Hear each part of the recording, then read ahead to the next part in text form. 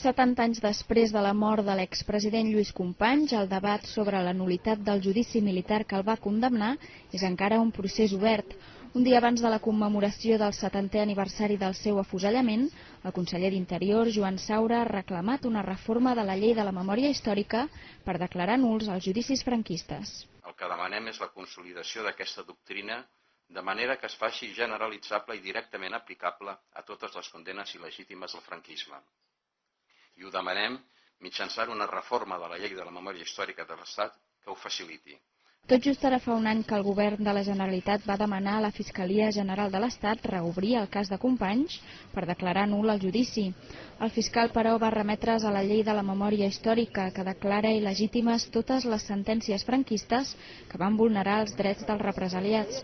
Un matís que tant Esquerra com Iniciativa consideren suficients per anar més enllà, com també li agradaria a la família de Companys.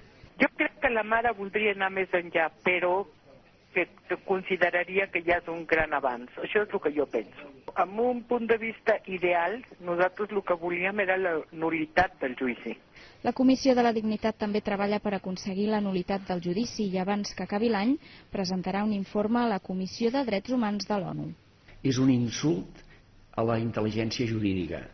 No volem que es quedi acabat i, per tant, volem que això es posi sobre la taula i esperem que aquests organismes internacionals en aquest sentit requereixin a l'estat espanyol a solucionar aquesta plana pendent. Per impulsar aquest procés, la Comissió de la Dignitat ha organitzat diversos actes commemoratius, com ara unes exèquies cíviques a l'expresident republicà i la hissada de la senyera al castell de Montjuïc, on el mateix Companys la va col·locar el 1936.